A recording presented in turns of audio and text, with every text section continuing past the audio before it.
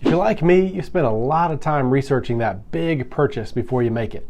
Whether it's a new guitar, a coffee maker upgrade, or a brand new car, you're going to make sure that you know what you want before you pull out that credit card to make that purchase. The same can, or at least should be, the same for home shopping. So today I'm going to give you some tips on what to look for when shopping for a house. All right, so let's get into it.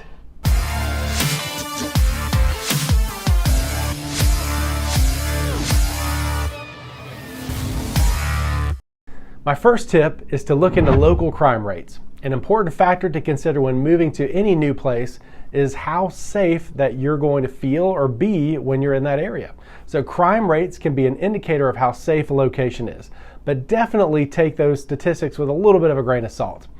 There is no perfectly crime-free place out there, and not every area actually reports correctly. But if you're going to look into local crime rates, make sure you're finding accurate data.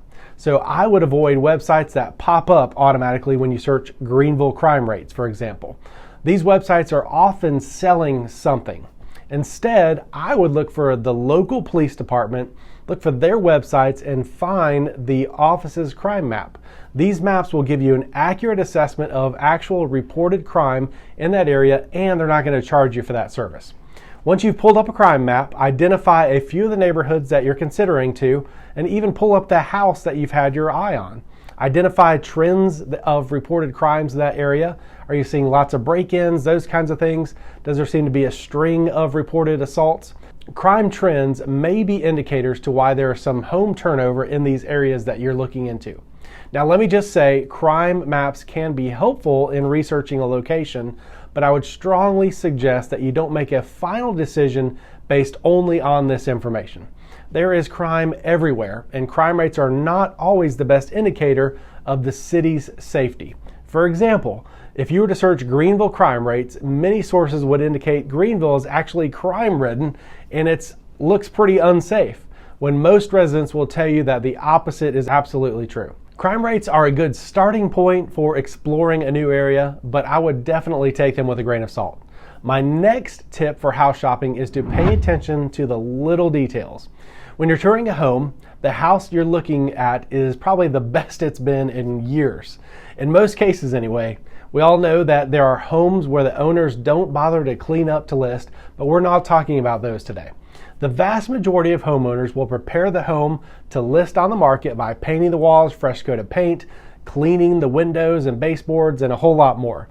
But are you able to look past these touch-ups and identify the signs of long-term care? Do vents look like they've been vacuumed, filters replaced on a regular basis? Are the windows in good condition? How about the sliding doors? Are those smooth to open? Do the appliances look like they've been taken care of? Not every home will have been well loved over the years, but as a buyer, it's important to be able to spot the differences between a well-kept home and one that's just been cleaned up to put on the market. A well taken care of home that has quality of life type repairs is a gold mine and worth paying attention to.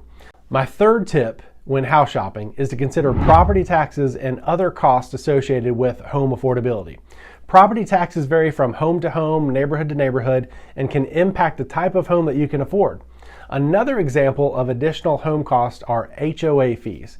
Make sure that you take note of whether the home you're looking for has an HOA fee, and if it does, what exactly does it cover? Property tax and HOA fees, as well as insurance, maintenance, and other costs will contribute to your home's overall cost, and many new homeowners don't realize just how much these can add up. The best way to assess the home's true cost and to figure out exactly what you can afford is to meet with both a local real estate agent and a lender. Together, your agent and your lender will determine what you can afford given your current interest rate and help you find a home that will match your budget.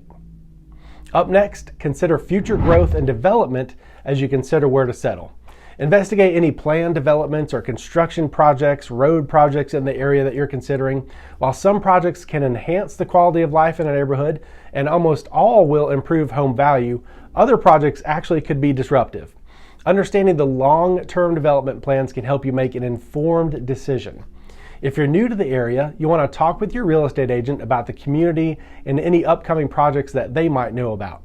You can also join local Facebook groups and ask community members for their opinions.